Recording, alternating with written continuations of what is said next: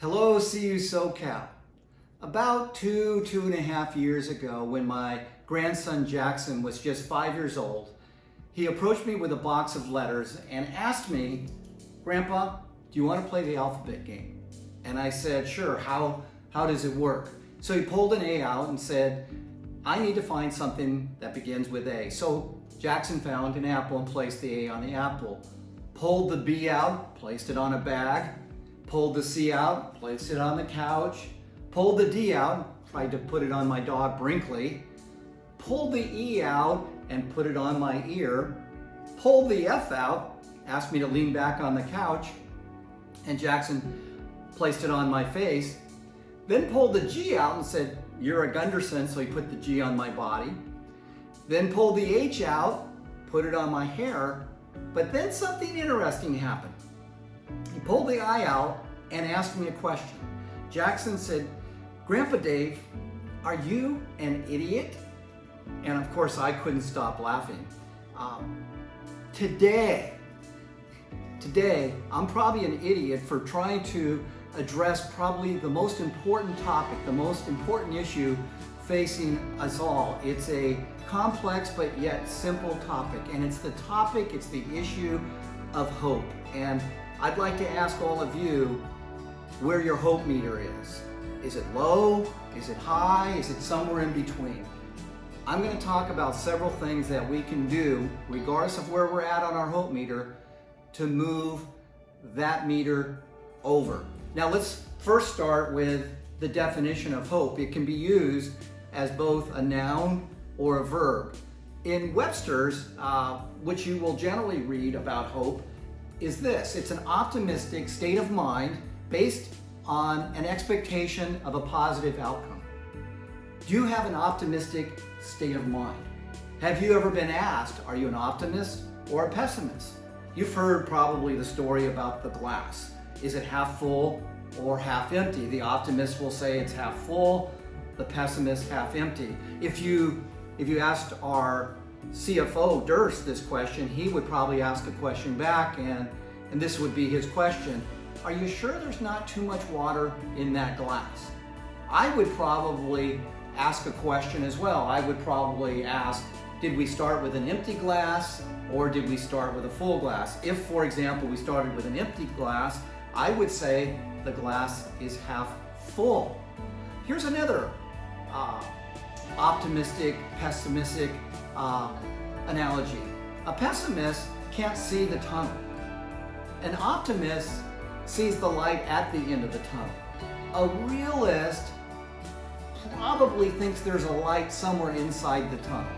Typically, and for those of you that I've known for many years, you would probably say that I'm more of a realist than an optimist. I'm not generally pessimistic about many things.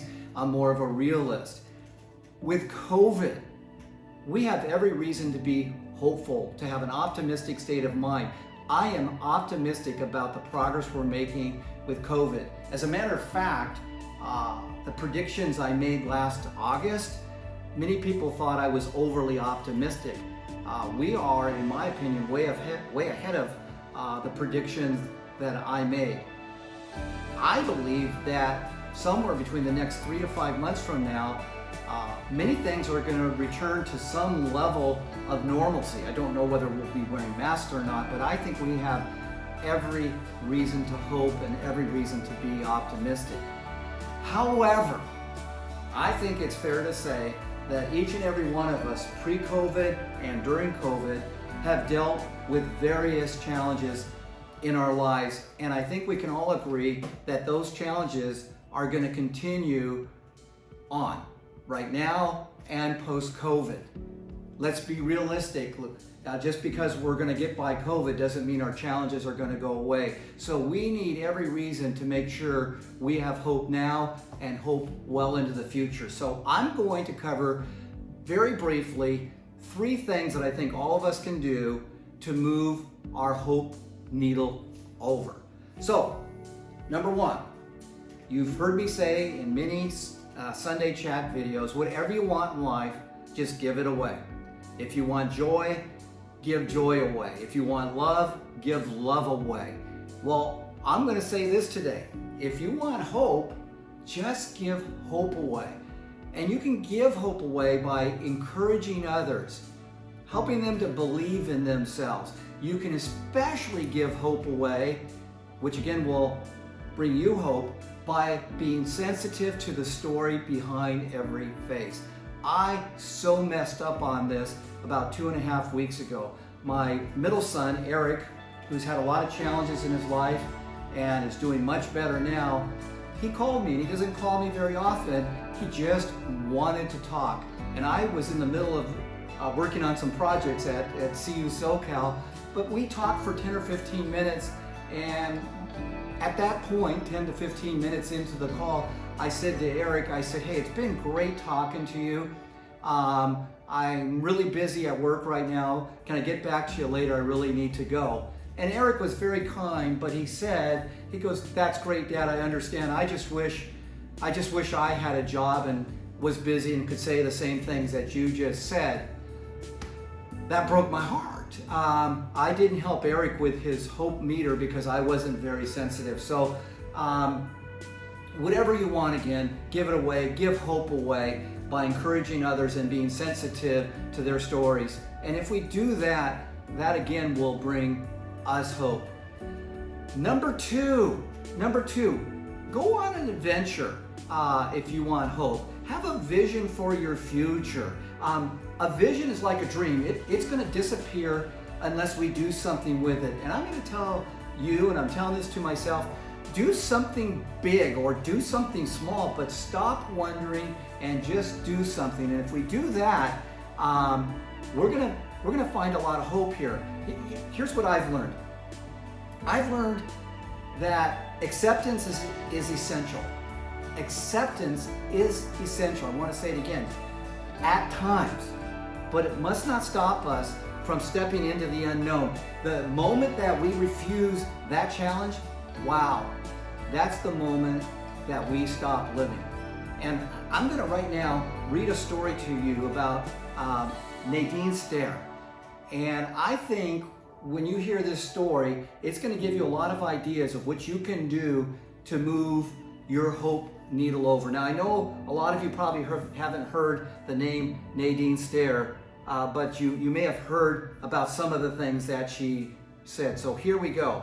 Something the late Miss Stair of Louisville, Kentucky said when she was asked at the age of 85 what she would do differently if she had her life to live over again. So what would you do differently if you had your life to live over again? She had I think a memorable answer. She said, I would be sillier. I would take fewer things seriously. I would perhaps have more actual troubles and fewer imaginary ones. You see, I'm one of those people who lived seriously and sanely hour after hour, day after day. And if I had to do it over again, I would take more chances. I would climb more mountains. I would swim more rivers. Nadine goes on to say, if I had to do it over again, I would travel lighter than I have. And if I had to live my life over again, I would start barefoot earlier in the spring and stay that way. Later in the fall, I would go to more dances. I would ride more merry-go-rounds. I wish I would have rode more merry-go-rounds. I would greet more people. You will find hope and joy on the adventure. That's from Nadine Stair. So go on an adventure. Go somewhere you've never gone before. Do something you've never done before. And I believe you'll find more hope. Third and finally, Jon Gordon, one of my favorite speakers, one of my favorite authors, he said, if you want to find ultimate success in life, there's 3 things you can do. Number 1, be kind. Number 2, be kind. And you probably figured out number 3, be kind. Here's what I would say. Instead of at the front part of Jon Gordon's statement, if you want to find ultimate success in life, I would change that to, if you want to find hope in life, do 3 things. Number 1, be kind. Number 2, be kind. And number 3, be kind. How is kindness related to hope? Well, you've probably heard the saying, if mama ain't happy, ain't nobody happy. The point is, if we're kind to other people, they're probably gonna, in all likelihood, be kind to us. And when people are kind to us, that usually will move our hope meter over. So be kind, be kind, be kind, and you'll find more hope in life, and your hope meter will move over.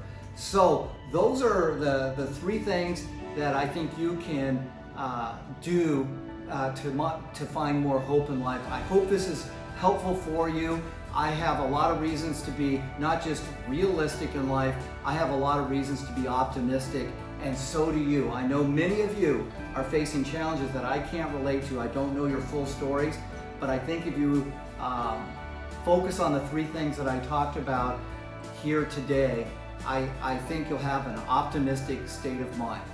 Have a great day and have a great rest of your week.